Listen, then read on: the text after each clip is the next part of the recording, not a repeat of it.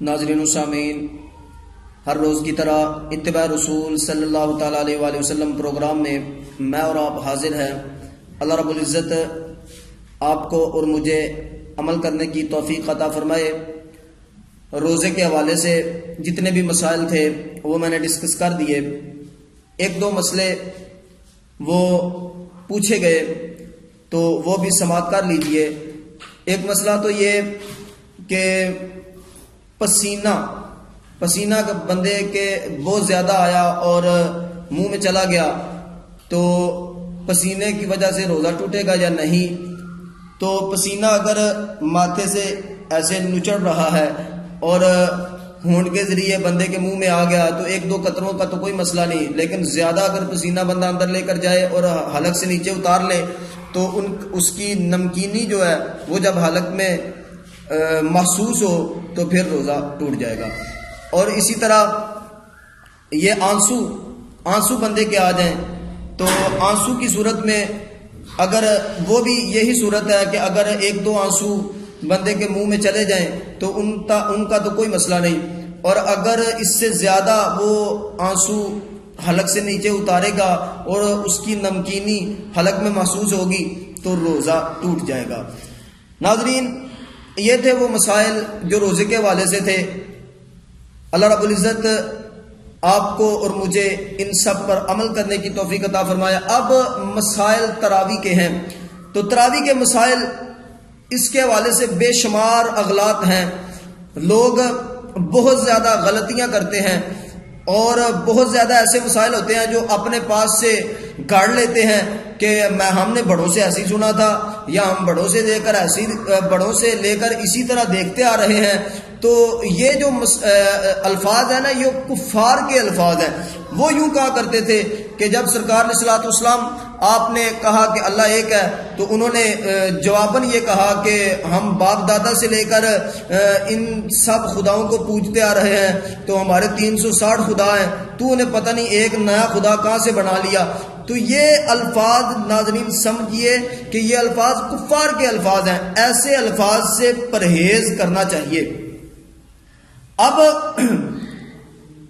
تراویح کے حوالے سے مسائل ہیں، تو وہ مسائل میں آپ کے سامنے ذکر کروں گا انشاءاللہ تبارک و تعالی۔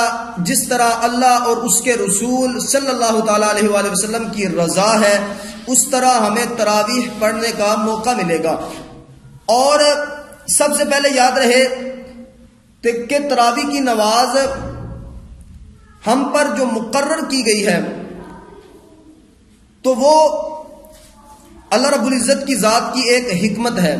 اللہ رب العزت نے ہم پر جو تراویح کی نماز فرض مقرر کی ہے، فرض نہیں کی بلکہ مقرر کی ہے، تو اس میں حکمتیں ہیں اور اس پر غور کرنا چاہیے۔ اللہ رب العزت نے اپنی لالائب کتاب میں ارشاد فرمایا، یا ایھا الذین آمنوا اذا کتب علیکم الصیام کما کتب علی الذین من قبلکم لعلکم تتقون، اے ایمان والو کہ تم پر اسی طرح روزے فرض کیے گئے جس طرح پہلے لوگوں پر فرض کیے گئے تاکہ تم پرہیزگار ہو جاؤ۔ تو اس میں یہ جو لفظ آیا لعلکم تتقون، تاکہ تم پرہیزگار ہو جاؤ، اس پر غور ضروری ہے کہ پرہیزگار اس وقت بندہ ہوتا ہے کہ جب بندہ اپنے نفس پر قابو پا لے۔ اور نفس کی مثال علماء نے سرکش گھوڑے کے ساتھ دی ہے کہ جس طرح سرکش گھوڑا ہو اور وہ قابو میں نہیں آتا تو اس کو اگر قابو کرنا ہو تو بڑے لوگ کہا کرتے ہیں کہ اس پر بھاری وزن لاد دیا جائے، نمبر 2 اسے بھوکا رکھا جائے۔ تو جب اسے بھوکا رکھا جائے گا، بھاری وزن اس پر لاد دیا جائے گا تو وہ سرکش نہیں رہے گا بلکہ اعتدال میں چلنا شروع کر دے گا، وہ قابو میں آ جائے گا۔ اسی طرح نفس کی مثال ہے کہ نفس سرکش گھوڑے کی طرح ہوتا ہے، بندے کے اختیار سے باہر چلا جاتا ہے، بندہ اس پر قابو نہیں پا سکتا۔ لیکن اللہ رب العزت کی ذات نے ہمیں ایک طریقہ بتا دیا کہ اسے بھوکا رکھا جائے، نمبر 2 جناب اس پر ایک وزن بنا دیا جائے، بوجھ لاد دیا جائے، وہ بھوکا کیسے رکھا جائے گا؟ وہ اسی طرح کہ رمضان شریف میں اللہ رب العزت کی ذات نے ہمیں 30 روزے رکھنے کا حکم دیا. بندہ صبح سے لے کر شام تک بھوکا رہے گا، جسم میں کمزوری آئے گی، گناہوں سے محفوظ رہے گا، اور زیادہ سے زیادہ اللہ رب العزت کی بارگاہ کی طرف اس کا رجوع ہوگا. اور اسی طرح بندہ جناب جب رات میں تراویح پڑھے گا تو یہ ایک بڑی وزنی عبادت لگتی ہے. بڑے بڑے جوان جو ہوتے ہیں وہ بھی جناب نماز تراویح میں نظر نہیں آتے، اور ایسے بھی جوان دیکھنے کو ملے ہیں کہ ابھی جناب جوانی آ رہی ہوتی ہے، ابھی نو عمر ہے، اور جناب بیٹھ کے پڑھ رہے ہوتے ہیں. کبھی جناب امام صاحب رکوع میں جاتے ہیں تو پھر ملتے ہیں، یہ سارے معاملات کرتے ہیں. تو یہ بڑی وزنی عبادت ہے، بڑا بوجھ لگتا ہے.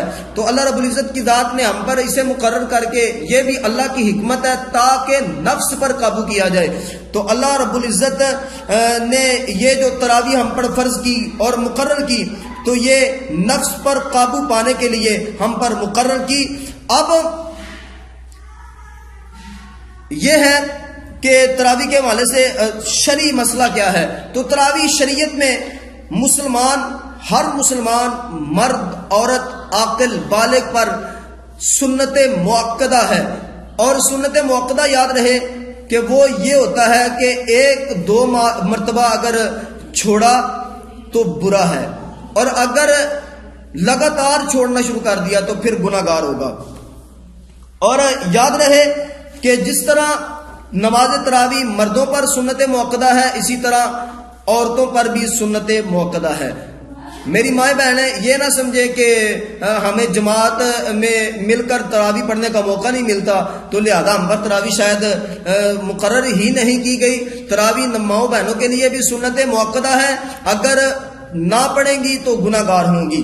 اسی طرح پورے رمضان شریف میں 20 رکعت تراویح پڑھنا یہ سنت مؤکدہ ہے.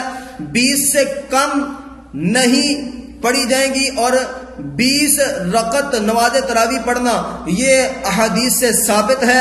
انشاءاللہ تبارک و تعالی وقت ختم ہونے کے قریب ہے، میں آئندہ نشست میں دلائل سے ثابت کر دوں گا کہ 20 تراویح سنت سے ثابت ہیں، 20 تراویح حدیث پاک سے ثابت ہیں، اور یہ 8 وغیرہ والا جو جناب ٹرینڈ چلا ہوا ہے تو یہ سب بے بنیاد ہے.